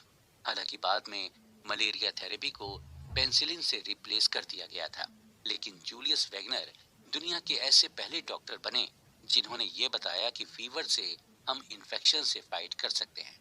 लोग फीवर को बुरी तरह से लेते हैं और उसे ट्रीट करने के लिए अलग अलग दवाइयों का इस्तेमाल करते हैं। लोग फीवर को इसलिए बुरा मानते हैं क्योंकि फीवर में हमें पेन होता है, हमारी बॉडी को तकलीफ होती है। जब फीवर होता है तो हम रिजनेबल नहीं हो पाते, हम रैशनल होते हैं। हम बस यही सोचते हैं कि जल्दी से डॉक्टर हमें मेडिसिन दे और हम ठीक हो जाएं। हम ये नहीं सोचते कि चलो अच्छा है हमें फीवर हुआ है, इससे हमारी बॉडी इन्फेक्शन से फाइट कर देगी। हम ऐसा नहीं सोचते हैं क्योंकि हम फीवर से हर्ट होते हैं। ठीक इसी तरह जब हम फाइनेंशियल डिसीजन लेते हैं तो इसी तरह सोचते हैं। हम रिजनेबल नहीं, रैशनल होकर सोचते हैं, क्योंकि हमें डर लगता है कि कहीं हमारा पैसा डूब ना जाए, कहीं हमें भारी नुकसान ना हो जाए। ऑथर कहते हैं कि देखा जाए तो एक इंसान ना तो रैशनल और ना ही इरैशनल है। हम ज्यादा हार्डली थिंक करते हैं, हम ज्यादा अपनी थिंकिंग पर सवाल भी नहीं करते। हैरी मार्कोविट्स को रिस्क और रिटर्न के बीच मैथमेटिकल ट्रेड ऑफ के लिए नोबेल प्राइज मिला था। जब मार्कोविट्स से पूछा गया कि उन्होंने किस तरह से अपने पैसे को इन्वेस्ट किया, तो इसके जवाब में उन्होंने यही बताया कि उन्होंने अपने पोर्टफोलियो को बॉन्ड और इक्विटी में 50-50 स्प्लिट किया था, ताकि कभी फ्यूचर में अपने इन्वेस्टमेंट को लेकर उन्हें रिग्रेट ना हो। और कभी जरूरत पड़ने पर मार्कोविट्स इस स्ट्रेटेजी को चेंज भी कर लेते थे, कभी 60% बॉन्ड तो कभी 40% इक्विटी। मार्कोविट्स ना तो ज्यादा रैशनल थे और ना ही इरैशनल, बल्कि वो रीजनेबल थे। उनके पास वजह थी। उनके पास ये वजह थी कि उन्हें फ्यूचर में कोई नुकसान ना हो, इसलिए ये स्ट्रेटेजी उन्होंने अपनाई थी। फाइनेंशियल प्लानिंग बनाने से पहले आप उसके लिए रीजन ढूंढें। ऐसा ना हो कि पूरी दुनिया बना रही है तो आप भी बनाएं, या पूरी दुनिया कहती है कि फाइनेंशियल प्लानिंग बनाना चाहिए तो आप भी फाइनेंशियल प्लानिंग बना रहे हैं। आप ये खुद डिसाइड करें कि फाइनेंशियल प्लानिंग के लिए आपका क्या रीजन है। आगे हम बात करेंगे हिस्ट्री की। हिस्ट्री मोस्टली सरप्राइजिंग इवेंट की स्टडी होती है, लेकिन जो इन्वेस्टर्स होते हैं वो हिस्ट्री के बेसिस पर ही फ्यूचर का अजम्पशन या एनालाइज करते हैं। इन्वेस्टर्स जब मार्केट की हिस्ट्री को देखते हैं तो उससे ये रफ आइडिया लगा लेते हैं कि फ्यूचर में वो क्या क्या आइडियाज को यूज कर सकते हैं। लेकिन अक्सर इन्वेस्टर्स हिस्ट्री का यूज करके अपना और दूसरों का नुकसान करा देते हैं। इन्वेस्टिंग हिस्ट्री पर इन्वेस्टर को डिपेंड नहीं रहना चाहिए। इन्वेस्टिंग हिस्ट्री पर डिपेंड होकर इन्वेस्टर्स दो गलतियां कर देते हैं। पहली ये कि आप आउटलेयर्स इवेंट को मिस कर सकते हैं, जिसकी वजह से मार्केट में मूवमेंट होता रहता है। ऑथर बताते हैं कि हर डेकेड, हर सेंचुरी अलग अलग होती है और हर डेकेड में अलग अलग टाइप्स के लोग होते हैं। 19th सेंचुरी की ग्लोबल इकोनॉमी अलग थी और 20th सेंचुरी की ग्लोबल इकोनॉमी बिल्कुल अलग है। 19th सेंचुरी में दो वर्ल्ड वॉर हुए और स्टॉक मार्केट का ग्रेट डिप्रेशन भी आया।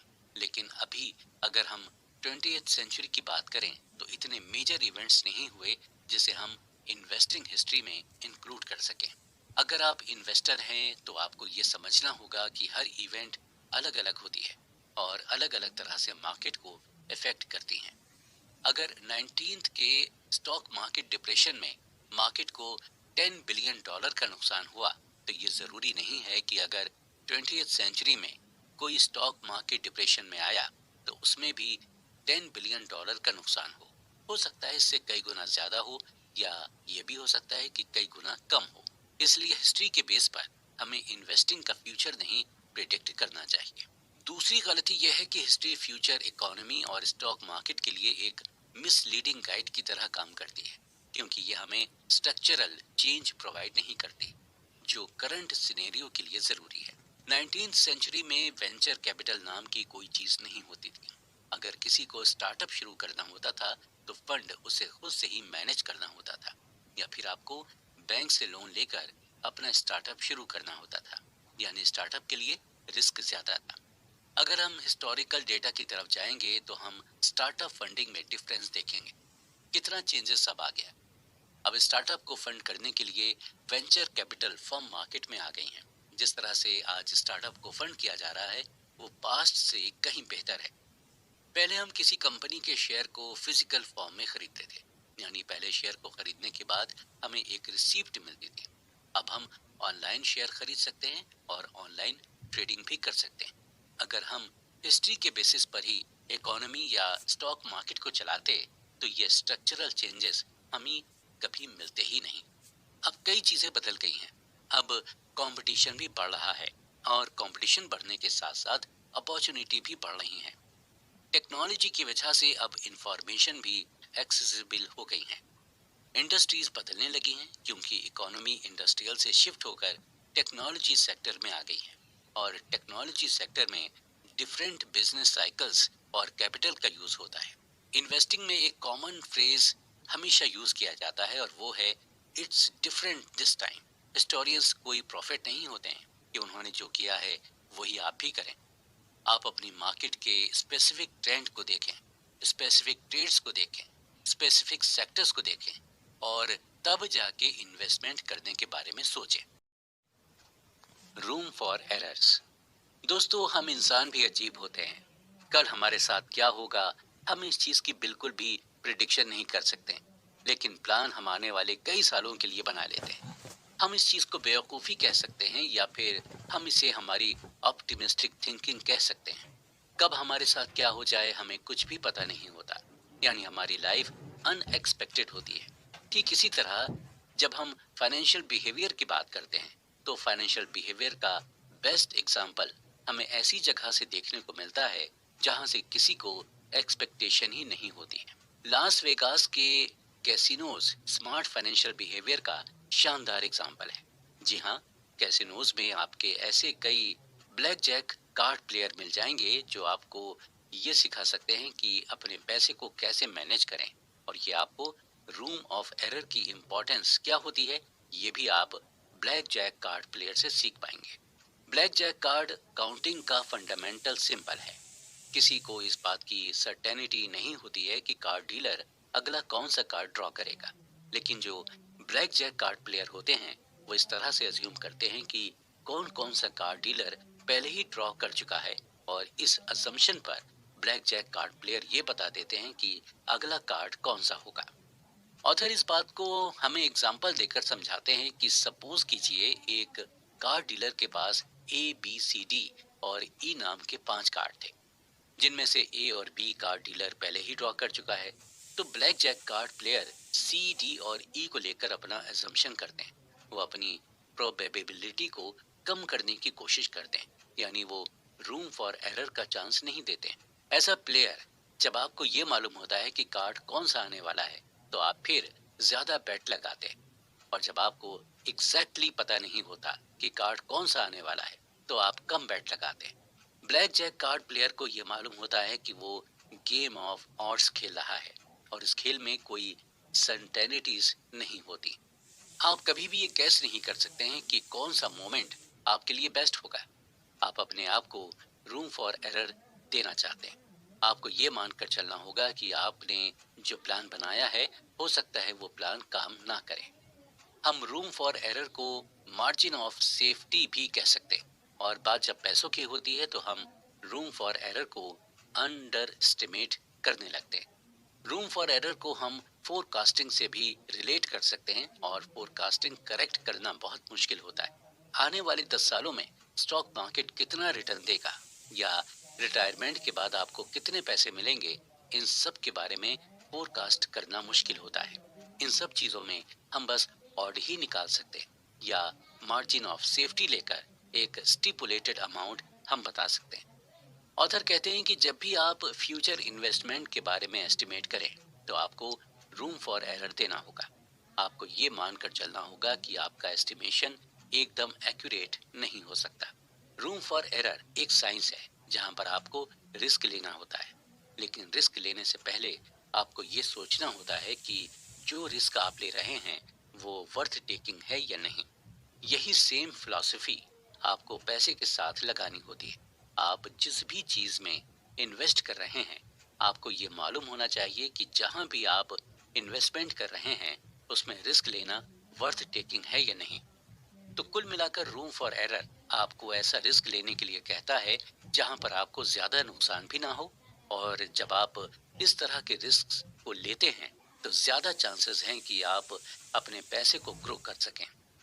अक्सर ऐसा होता है कि हम किसी चीज की बहुत लंबी चौड़ी प्लानिंग कर लेते हैं, लेकिन ऐसा करने से हमें बचना चाहिए, क्योंकि वक्त के साथ साथ हमारी डिजायर्स, हमारी नीड्स और वांट्स बदलती रहते हैं।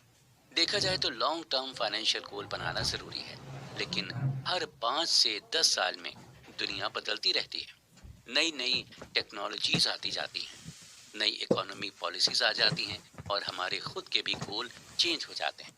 हम अपनी लाइफ के हर स्टेज में ऐसे डिसीजन लेते हैं जो बाद में हमारी लाइफ को इन्फ्लुएंस करते हैं, और उस डिसीजन को लेकर अब हमारे अंदर एक्साइटमेंट भी रहती है। ऑथर एग्जाम्पल देकर बताते हैं कि कई लोग जब टीनेज में थे तो अपने शौक के लिए वो टैटू बनवा लेते थे, और जब वो बड़े हुए तो उन्हें अपने इसी डिसीजन पर रिग्रेट होता है। आपकी फीलिंग, आपके इमोशंस सब वक्त के साथ बदलते रहते हैं, लेकिन आप जब भी फाइनेंशियल प्लानिंग बनाएं तो आपको 2 चीजें अपने मन में हमेशा रखनी होंगी। पहली चीज ये कि फाइनेंशियल प्लानिंग के एक्सट्रीम एंड के बारे में हमें नहीं सोचना है। आपको ये अज्यूम करके चलना है कि अगर आपकी लो इनकम भी रही तो भी आप खुश रहेंगे, और अगर आप बहुत ही ज्यादा फाइनेंशियल प्लानिंग के लिए मेहनत करेंगे तो हो सकता है आपको फाइनेंशियल प्लानिंग का एंड रिजल्ट ना मिले, तो आपको रिग्रेट हो। फाइनेंशियल प्लानिंग जब आपने बना ली तो आप हर साल उस प्लानिंग को रिव्यू करें, और अगर मॉडिफाई करने लायक चीजें हैं तो उसे मॉडिफाई भी जरूर करें। अक्सर लोग खुद पर हार्श हो जाते हैं, और प्लानिंग फेल होने पर खुद को मेंटली पनिश करने लगते हैं। इसका असर आप पर तो होता ही है, आपकी फैमिली पर भी इसका असर होता है। इसलिए प्लानिंग रिव्यू करते रहें, इसमें कोई भी खराबी नहीं है। जितने भी सक्सेसफुल वेल्थी लोग हुए हैं वो भी यही करते हैं। वो प्लान रिव्यू करते हैं और ज़रूरत पड़ने पर उसे मॉडिफाई भी करते हैं और इजी वे में प्लान करते हैं। दूसरी चीज़ ये है कि हमें इस रियलिटी को एक्सेप्ट करना होगा कि हमारा माइंड चेंज हो सकता है। अक्सर उन एम्प्लॉय की लाइफ मेजरेबल होती है जो अपनी कंपनी से बहुत ज़्यादा लॉयल रहते हैं, और ऐसा इसलिए होता है क्योंकि ऐसे लोग जब अडल्ट थे तभी से उन्होंने ये डिसाइड कर लिया था कि उन्हें किस फील्ड में काम करना है और किस कंपनी में काम करना है, और खुद की नज़र में धोखेबाज या बेईमान साबित नहीं होना चाहते, भले ही वो मेंटली टॉर्चर हो जाए। ध्यान रहे कि आप खुद से लॉयल रहें, कंपनी से नहीं। रियलिटी ऑफ चेंज को हमें जितना जल्दी हो सके उतनी जल्दी एक्सेप्ट कर लेना चाहिए। एग्जाम्पल के तौर पर अमेजोन जब शुरू हुआ था तब वो सिर्फ एक बुक स्टोर हुआ करता था। धीरे धीरे इसने खुद को चेंज किया, फिर ये ऑनलाइन ई कॉमर्स कंपनी बन गई और बुक्स के साथ साथ ये बाकी चीजें भी ऑनलाइन डिलीवर करने लगी, और उसके साथ कई सारे चेंजेस भी आए। अब अमेजोन का टारगेट है स्पेस।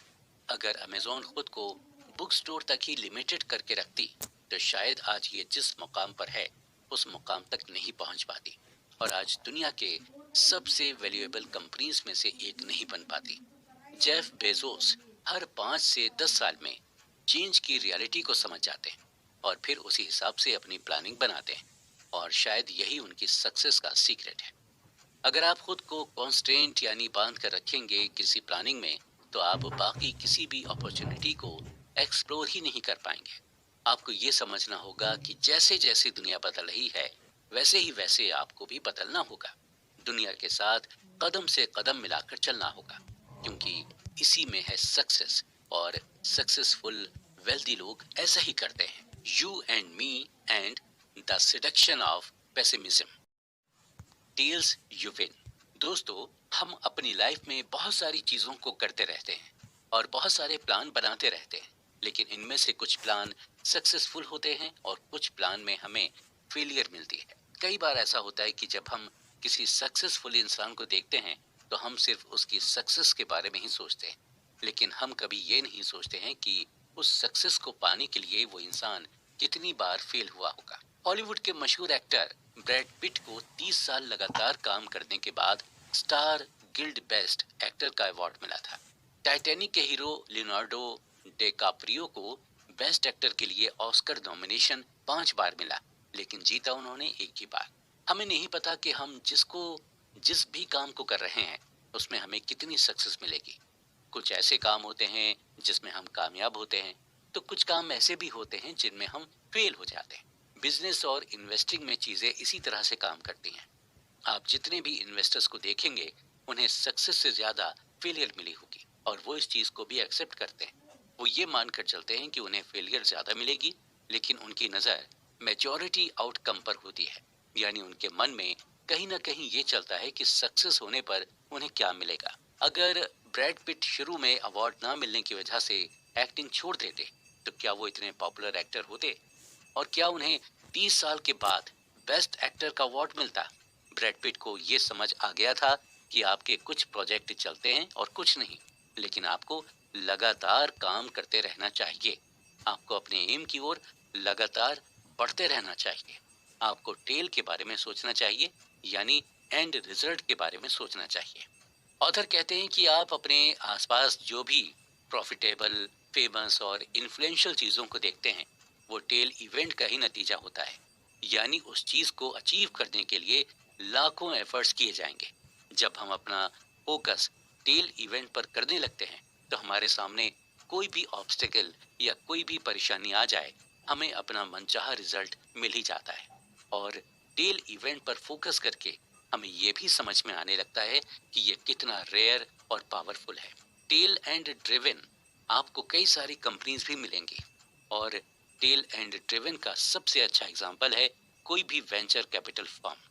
अक्सर वेंचर कैपिटल फर्म नए नए स्टार्टअप को फंडिंग करती है। एक वेंचर कैपिटल फर्म नॉर्मली 40 से 50 स्टार्टअप को फंडिंग देती है, और उस वेंचर कैपिटल को ये भी मालूम होता है कि इस 40 से 50 स्टार्टअप में आधे से ज्यादा स्टार्टअप फेल हो सकते हैं, लेकिन उन्हें ये भी मालूम होता है कि एटलीस्ट 10 स्टार्टअप तो चलेंगे ही, और उन 10 में से 2 या 3 स्टार्टअप ऐसे होंगे जो उनके लिए बोनांजा ऑफर की तरह होंगे, यानी उनका रिटर्न 100% से भी ज्यादा होगा। और वेंचर कैपिटल उन्हीं 2 या 3 स्टार्टअप से अपने पूरे इन्वेस्ट किए हुए पैसे को प्रॉफिट समेत वापस ले लेती है। इसी तरह जब कोई इन्वेस्टर अपना पोर्टफोलियो बनाता है तो उसे भी ये मालूम होता है कि पोर्टफोलियो में शामिल हर स्टॉक उसे अच्छा रिटर्न नहीं देगा, लेकिन पोर्टफोलियो में शामिल 1-2 स्टॉक ऐसे होंगे जो पूरे पोर्टफोलियो का प्रॉफिट कवर करके दे देंगे। ऑथर की माने तो टेल इवेंट ही सब कुछ है, और जिसने ये समझ लिया वो ही सक्सेसफुल हुआ। आप जितने भी वेल्दी लोगों की कहानी सुनेंगे, आपको उनके बारे में यही पता चलेगा कि वो हमेशा टेल इवेंट के बारे में सोचते हैं। जब आपको ये रियलाइज हो जाता है कि बिजनेस में टेल्स ही सब कुछ है, तो आपके लिए फेल होना, बिजनेस का ना चलना, लॉस होना, ये सभी बातें नॉर्मल हो जाती हैं।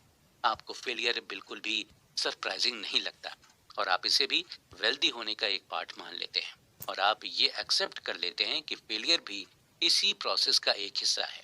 हमारे साथ इशू यही होता है कि हम फेलियर को एक्सेप्ट नहीं करते। हम पैनिक करने लग जाते हैं। हमें ये लगने लगता है कि हमारे साथ कैसे हो सकता है, हमने तो बहुत मेहनत की थी। लेकिन हम ये भूल जाते हैं कि मेहनत का रिजल्ट तो हमें हमेशा एंड में ही मिलता है।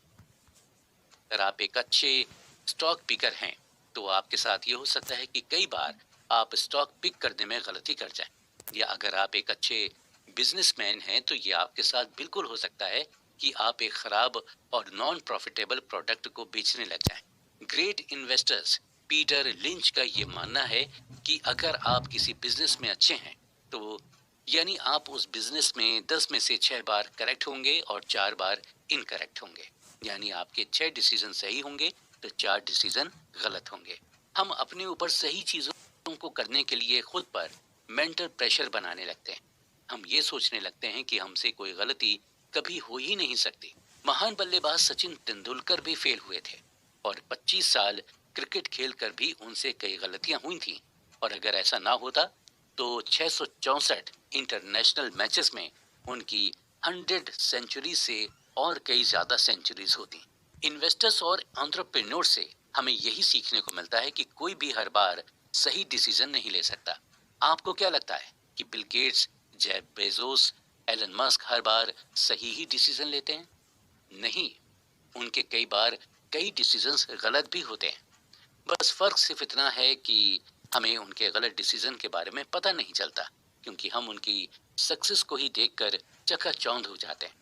हम में और उनमें बस फर्क यही है कि वो फेलियर को प्रोसेस का एक हिस्सा मानते हैं, उसे खुद पर हावी नहीं होने देते, क्योंकि उन्हें यह मालूम होता है कि टेल इवेंट में फेलियर जरूर मिल सकती है, और उनका फोकस सिर्फ टेल इवेंट पर ही होता है, क्योंकि टेल इवेंट के एंड में सक्सेस उनका वेट कर रही होती है। All together now confession. हम आपको नहीं जानते और आप हमें नहीं जानते हैं। आपको अपने पैसों के साथ क्या करना है यह आपसे बेहतर और कोई नहीं जानता। अपने पैसे के आप खुद मालिक हैं। आप चाहें इसे सेव करके रखें या फिर इसका इन्वेस्टमेंट कर दें। यहाँ पर हम सिर्फ आपको रिकमेंड कर सकते हैं और पैसों की साइकोलॉजी ही बता सकते हैं। बाकी चीजें आपको ही करनी, और कैसे करनी है ये भी आपको ही डिसाइड करना होगा। हम आपको बस यही बता सकते हैं कि ये दुनिया बहुत ही कॉम्प्लेक्स है, और रिस्क एंड लक दोनों से ही चलती है। आपको लक और रिस्क दोनों की ही ताकत को अच्छी तरह से समझना होगा कि कोई चीज आपको लक से मिल सकती है और कोई चीज आपको रिस्क से। आपको ये भी ध्यान रखना होगा कि जितना कम आपके अंदर ईगो होगा उतना ही आप पैसे को अपनी ओर अट्रैक्ट करते जाएंगे। पैसे की ये खासियत होती है कि ये उनके पास ही हमेशा टिका रहता है जो हम्बल होते हैं और जिनके अंदर ह्यूमिलिटी होती है। इसके साथ आपको भी ये ध्यान रखना होगा कि आपको अपने पैसे इस तरह से मैनेज कर दें कि आप रात में सुकून से सो सकें। आपको पैसे इस तरह से कमाने हैं कि आपको नींद अच्छी आए। ऑथर कहते हैं कि अगर इन्वेस्टमेंट में कोई चीज आपके फेवर में नहीं जा रही है तो उससे परेशान होने की बिल्कुल भी जरूरत नहीं है। आप हर बार जीत सकते हैं, कभी कभी आपको हार को भी गले लगाना होता है। अगर आप चाहते हैं कि आपके पास पैसा बना रहे तो आपके पास जितना पैसा है आप उसी में खुश रहना सीखें। जब आप अपने पैसे से खुश रहेंगे तो पैसे आपके पास खुद ब खुद आएंगे। पैसे का इस्तेमाल आप टाइम को कंट्रोल करने में लगाएं, यानी पैसे से अपनी लाइफ को कंट्रोल करना सीखें। पैसे कमाने का मजा तभी है जब आप अपने हिसाब से चीजों को कर सकें, अपने मन के मुताबिक अपनी लाइफ को एंजॉय कर सकें, लोगों के साथ अच्छा बिहेव करने की कोशिश करें, क्योंकि लोग आपकी मटेरियलिस्टिक चीजों से ज्यादा दिन तक इम्प्रेस नहीं रहते। जो लोग ज्यादा शो ऑफ करते हैं, पैसा उनके पास ज्यादा दिनों तक टिक नहीं पाता। पैसों का इस्तेमाल कभी भी शो ऑफ करने के लिए ना करें। जितना हो सके अपने पैसे को बचाएं, क्योंकि आज अगर आप पैसे को बचाएंगे तो कल यही पैसा आपको भी बचाएगा। अपनी कार के लिए या अपने घर के लिए बचाना अच्छी बात है, लेकिन खुद के लिए भी आपको पैसे बचाना चाहिए, क्योंकि कभी कभी ऐसी भी इमरजेंसी आ जाती है जहां पर आपका बचाया हुआ पैसा बहुत काम आ जाता है। अपने लिए कॉस्ट ऑफ सक्सेस को डिफाइन करें और उसके लिए पे करने के लिए रेडी रहें, क्योंकि हमें कोई भी चीज फ्री में नहीं मिलती है, हमें हर चीज के लिए पे करना पड़ता है। साथ ही साथ आपको रिस्क लेने से भी नहीं घबराना चाहिए। जहां आपको लगता है कि रिस्क लेना वर्थ इट है या रिस्क का असर आप पर ज्यादा नहीं होगा, तो रिस्क लेने से घबराए नहीं, क्योंकि रिस्क बाद में आपको पे जरूर करेगा। अपने गेम को डिफाइन करें, यानी लोगों को ये बताएं कि आप क्या हैं और आपकी वैल्यू क्या है और पैसे को लेकर आपकी सोच क्या है। और आपको ये मेक श्योर करना होगा कि आपके एक्शन से दूसरे लोग इन्फ्लुएंस्ड ना हो। दूसरे के डिसीजन की रिस्पेक्ट करें, स्पेशली फाइनेंस में, क्योंकि हर इंसान के अपने अलग अलग फाइनेंशियल गोल होते हैं और अलग अलग अप्रोच भी होती हैं, और उसी गोल और अप्रोच से एक इंसान अपना डिसीजन बना लेता है। आप वही करें जो आपके लिए फाइनेंशियली वर्क करता है। आपको ये जानना होगा कि आपकी फैमिली सेविंग के बारे में क्या सोचती है। आप अपनी फैमिली से अपने सेविंग प्लान के बारे में डिस्कस कर सकते हैं और उन्हें ये बता सकते हैं कि सेविंग करना कितना ज़रूरी है। अगर आप शादीशुदा हैं तो आप अपनी वाइफ के साथ मिलकर भी सेविंग कर सकते हैं और उन्हें इंडिविजुअली सेविंग करने के लिए भी मोटिवेट कर सकते हैं। इसके अलावा आप किस चीज़ के लिए सेविंग कर रहे हैं, इसका भी आपको टारगेट बनाना होगा। आप घर के लिए सेविंग कर रहे हैं या फिर कार खरीदने के लिए सेविंग कर रहे हैं या किसी जगह हॉलीडे मनाने की सेविंग कर रहे हैं, ये आपको अपने घर वालों के साथ डिस्कस करना होगा। जब आप अपने घर वालों के साथ अपनी सेविंग के प्लान को डिस्कस करेंगे तो आप और ज़्यादा मोटिवेटेड फील करेंगे। दूसरी चीज़ ये है कि आपको अपने इन्वेस्टमेंट प्लान के बारे में भी अपने घर वालों को बताना होगा और उनसे ये डिस्कस करना होगा कि आप किस चीज़ में अपने पैसे को इन्वेस्ट कर रहे हैं। आपके लिए ये जानना ज़रूरी है कि आपके घर वाले इन्वेस्टिंग के बारे में क्या सोचते हैं। आपको अपने घर वालों को स्टॉक मार्केट के बारे में बताना होगा और उन्हें ये समझाना होगा कि अगर स्टॉक मार्केट में आपको नॉलेज है तो स्टॉक मार्केट में इन्वेस्ट करने से बिल्कुल भी घबराना नहीं चाहिए। आपको अपनी वाइफ या फिर अपने पेरेंट्स को स्टॉक मार्केट में इन्वेस्ट करने के लिए मोटिवेट करना चाहिए। ऑथर आगे कहते हैं कि आपको स्ट्रांगली अपनी फाइनेंशियल फ्रीडम पर वर्क करना चाहिए। हमारा जो भी फाइनेंशियल गोल है उसकी तरफ धीरे धीरे कदम बढ़ाना चाहिए और हमारा ये कदम सही डायरेक्शन में तभी बढ़ेगा जब हम साइकोलॉजी ऑफ मनी को समझ जाएंगे और अपने दिमाग में पूरी तरह से इसे बसा लेंगे। When you will believe in anything। दोस्तों, अक्सर हमने हॉलीवुड की फिल्मों में देखा है कि कैसे एलियंस अमेरिका के शहरों में अटैक कर देता है। तो चलिए उन्हीं एलियंस का एग्जाम्पल लेते हैं। मान लीजिए कि एलियंस अमेरिका के न्यूयॉर्क शहर में आया और इस बार ये एलियन अटैक करने नहीं बल्कि 2007 और 2009 की अमेरिकन इकोनॉमी को चेक करने आया। 2007 में उसने देखा कि लोग मौज मस्ती कर रहे हैं, पार्टी कर रहे हैं, अच्छा खा रहे हैं, अच्छे अच्छे कपड़े पहन रहे हैं। 2009 में फिर उसने देखा कि लोग पार्टी कर रहे हैं, अच्छा खा पी रहे हैं और अच्छे अच्छे कपड़े पहन रहे हैं। यानी 2007 और 2009 की लाइफस्टाइल में ज़्यादा डिफरेंस नहीं था। जब एलियन ने डिफरेंसेस को क्लोजली नोटिस करना शुरू किया तो उसने ये देखा कि लोग तो नहीं बदले, लेकिन टेक्नोलॉजी ज़रूर बदल गई। अब लोग नए नए फीचर्स वाले फ़ोन रखने लगे हैं और कंप्यूटर बेहतर होने लगे हैं, मेडिसिन बेटर हो गई हैं और कार्स की माइलेज बढ़ने लगी है। यानी 2007 के कंपैरिजन में 2009 की इकोनॉमी इम्प्रूव हुई है। फिर जब एलियन और क्लोजली देखता है तो वो ये देखकर हैरान हो जाता है कि अभी भी लाखों लोग अनएम्प्लॉयड हैं। लाखों लोग ऐसे हैं जिनके पास अपना खुद का घर नहीं है, यानी जो गरीबी में रह रहे हैं और स्टॉक मार्केट की हालत खराब है। एलियन और सरप्राइज हो जाता है और ये सोचता है कि लोग वही हैं, लोगों की नॉलेज भी वही है। ऐसा कुछ ज़्यादा बदला नहीं है, लेकिन फिर भी लोग ज़्यादा गरीब होते जा रहे हैं और ज़्यादा अनएम्प्लॉयड होते जा रहे हैं। ऐसा इसलिए हुआ क्योंकि 2007 में हमने इकोनॉमी के लिए एक विजन सेट किया था। हमने ये विजन सेट किया था कि एक दिन हाउसिंग प्राइस में स्टेबिलिटी आएगी और लोगों को एम्प्लॉयमेंट मिलेगा और स्टॉक मार्केट में इम्प्रूवमेंट होगा। लेकिन 2009 तक उस विजन पर वर्क नहीं किया गया। हमने उस विजन पर या उस स्टोरी पर बिलीव करना छोड़ दिया था और इसी वजह से इतना डिफरेंस आया है और इतना बदलाव आया है। जब हाउसिंग प्राइस कम नहीं हुए तो लोग मॉर्गेज में डिफॉल्ट करने लगे थे। डिफॉल्ट केस बढ़ने की वजह से बैंक ने लोन देना ही बंद कर दिया था। लोन ना मिलने की वजह से लोगों के घर नहीं बिक पा रहे थे, लोग घरों को खरीद नहीं पा रहे थे। ऑथर कहते हैं कि जब हम इकोनॉमी, बिजनेस और इन्वेस्टमेंट में ग्रोथ की बात करते हैं तो हम सिर्फ टेंजिबल चीज़ों की बात करते हैं, यानी उन चीज़ों को जिनको हम टच कर सकते हैं, जैसे बड़ी कार, बड़ी बिल्डिंग, एक्सेट्रा एक्सेट्रा। हमें टेंजिबल चीज़ों के बारे में बताकर ये कहा जाता है कि हमारी इकोनॉमी ग्रो कर रही है। हमें यही स्टोरी बता दी जाती है कि इकोनॉमिक ग्रोथ बहुत ज़्यादा है। एक्चुअली ये पूरी दुनिया ही स्टोरी ड्रिवन है। आप यहाँ पर कुछ भी बता दें, लोग यकीन कर लेते हैं, उससे कुछ नहीं करते हैं। गवर्नमेंट कह देती है कि हमने ये डेवलप किया, इकोनॉमी में ग्रोथ हुई एक्सेट्रा, लेकिन रियलिटी में स्टोरी अलग होती है। जब आप इस स्टोरी ड्रिवन वर्ल्ड में अपने पैसे को मैनेज करना चाहते हैं तो आपको दो बातें ध्यान में रखनी होंगी। पहली यह है कि जब आप किसी चीज़ को सच मानने लगते हैं तो आप उस सच के सच होने को, ऑड को ओवर एस्टिमेट करने लग जाते हैं, यानी आप उस सच को फिक्स्ड मान लेते हैं। आपको उसके अलावा दूसरे किसी सच पर यकीन नहीं होता है। ऑथर इस बात को हमें एक एग्जाम्पल देकर समझाते हैं कि अगर आपके पास पैसे नहीं हैं और आपसे ये कहा जाए कि शहर के बाहर एक बाबा रहते हैं जो किसी भी बीमारी का इलाज कर लेते हैं, तो आप उस बाबा के पास जाते हैं और अपनी बीमारी का इलाज कराने लग जाते हैं। अगर आपके पास पैसा होता तो आप किसी बड़े हॉस्पिटल में जाकर अपना इलाज करा लेते हैं।